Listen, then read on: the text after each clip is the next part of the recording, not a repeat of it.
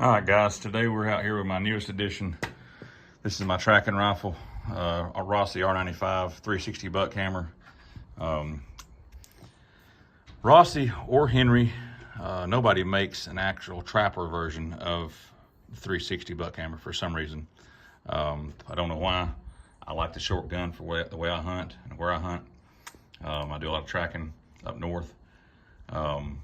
So I took this gun, I bought it, I took it to Gunsmith, had it cut and crowned at 16.5 inches, had it Cerakoted while he had it, had him put the medium loop lever on it, ordered the Skinner peep sight to go on. I got that backwards.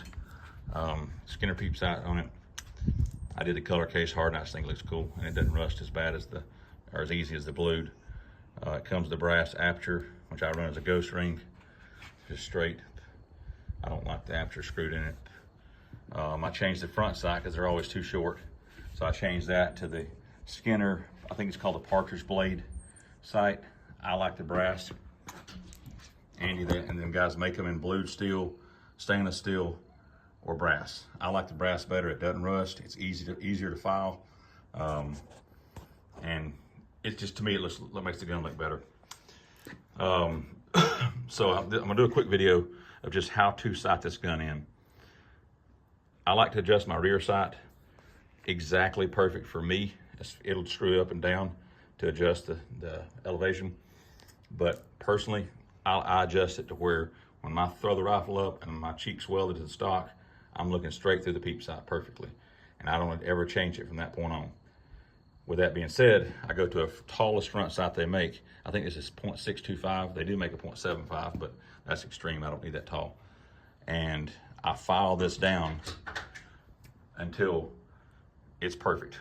I'll shoot one shot, aiming here at the top of the sight at my target, and then I'll estimate how much I need to file this down, and I'll start cutting this sight down, however short I need to get it to hit the bullseye. If I need to adjust the windage side to side, there is an adjustment on this sight. You can slide this back and forth, but I don't do that for the same reason. It messes up when you throw the rifle up. You may have to adjust your eye to look through it, and I don't want to change that. And it throws the rifle or the sights off. It moves this back. So I'll adjust this, and it's real simple. Take a brass punch and a hammer, and you can tap this side to side whichever way you need to, if you need to adjust it. Usually you don't have to, but if you do, that's the best way. That's the only way to do it, really.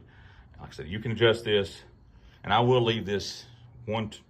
I don't try to bottom it out completely. Then I can adjust it up and down if I have to, but I try not to touch the rear sight.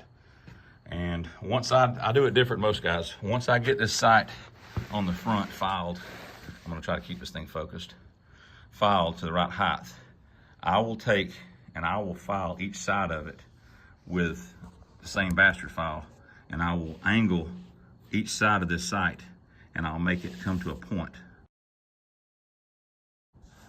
And the reason I do that is this big blade being flat and square, it covers up the target, especially if the target's way off. If you're looking at 75 or 100 yards and you're looking at something like a 2-inch circle, it pretty much covers the entire circle. So you're just kind of guessing at that point. Even a deer at 150 yards is going to cover the whole deer, or most of the deer. So, but if you angle this and on each side of the file and just bring it to a sharp, once you get the height cut down to the right height, then you angle the sides of it and bring it to a semi-point. Then you have a lot better sight picture. And once all that's done, I get it perfect and I'm dead center bullseye.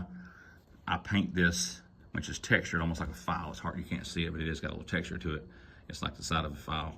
I paint that with that bright paint. Skinner sells that, you can buy at other places too. You can use fingernail polish. And that texture holds the paint. It won't scratch off when you brush against a limb or something. It'll last all season. That's pretty much the gist of it, guys. It's pretty simple.